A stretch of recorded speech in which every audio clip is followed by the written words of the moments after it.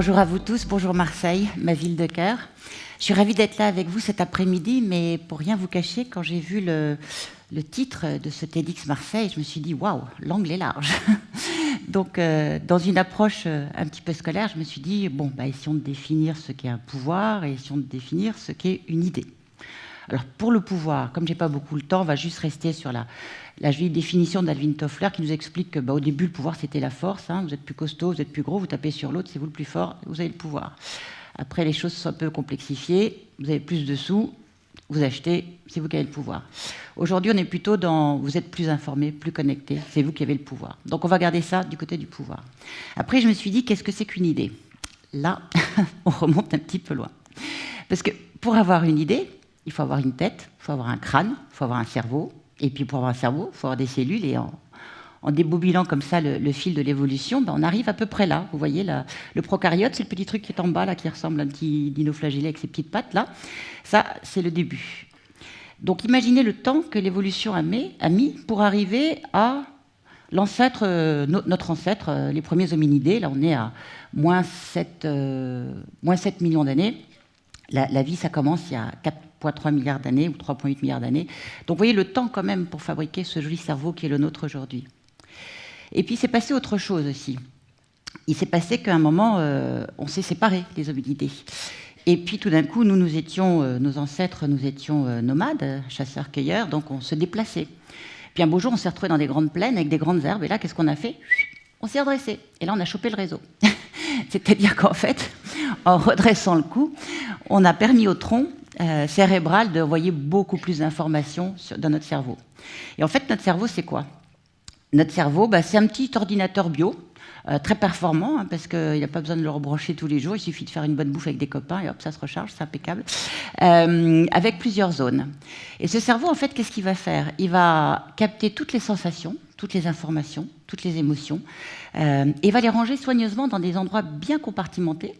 Il y a des informations conscientes et des informations inconscientes. Il va être en permanence attentif à l'évolution de votre environnement. Globalement, au départ, il était un petit peu fait pour vous sauver du voisin brutal ou de l'animal qui voulait vous mettre sur son menu.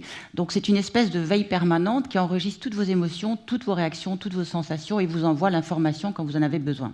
Soit c'est des réflexes où vous n'êtes pas conscient, soit vous avez besoin d'une information, quelle heure est-il, vous savez qu'il faut regarder la montre ou le téléphone, voilà.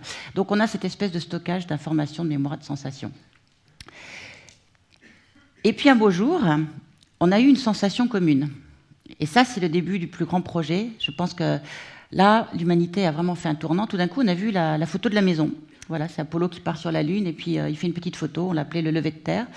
Et là, c'est probablement la première information globalisée. C'est-à-dire que tous, on a vu la photo de la maison, puis là, on a commencé à comprendre que c'était un petit peu fini, hein, qu'il n'y avait rien autour, qu'on flottait un petit peu comme ça dans le cosmos.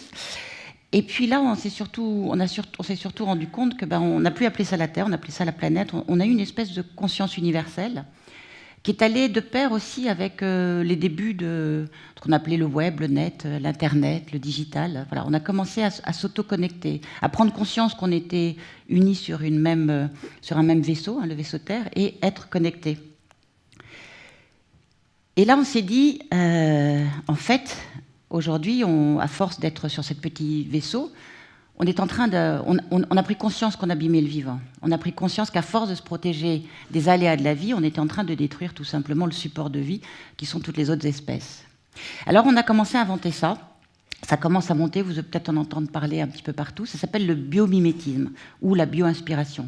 Bioinspiration, vous vous inspirez de la vie, un biomimésis. Et biomimétisme, vous incluez dans cette inspiration la nécessité d'être durable, d'inventer des nouveaux objets, des nouveaux procédés, des nouvelles technologies qui permettent de nous donner une vie sans abîmer la vie des autres ou le vivant. Alors je ne sais pas si certains d'entre vous sont familiarisés avec cette approche. Ce n'est pas encore une discipline.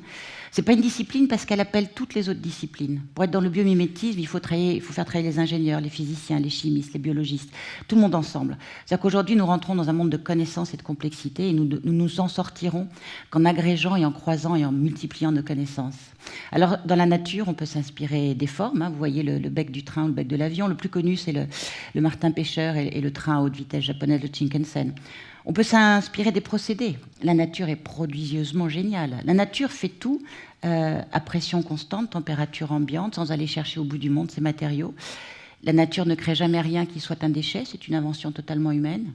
La nature crée des objets qui sont souvent polyvalents, souvent autoréparants, et lorsqu'ils ont fini leur usage, reviennent dans la grande ronde du vivant en recyclage, en économie circulaire. Voilà, en fait, la nature nous donne des leçons de futur.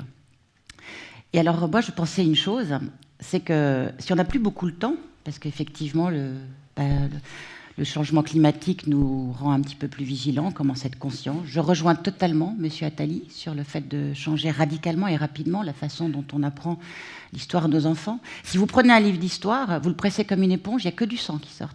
Ouvrez les livres d'histoire partout du monde, c'est qui a tapé sur qui a fait la guerre à qui s'est vengé, qui s'est pas vengé. Enfin, on passe notre vie à raconter à nos enfants notre passé avec ses hontes, ses humiliations, ses frustrations, ses douleurs, ses haines, ses rancœurs. Est-ce qu'on ne pourrait pas juste remplacer nos livres d'histoire par des livres d'espoir et donner à nos enfants des leçons de futur, prendre le meilleur de ce que nous savons aujourd'hui et justement en faire ces espèces de paquets de survie et de paquets de créativité pour inventer un monde meilleur et laissons nos vieilles rancœurs derrière. Alors si on n'a plus beaucoup de temps, on a beaucoup d'espace. 2/3 de la planète, c'est l'océan, c'est la mer.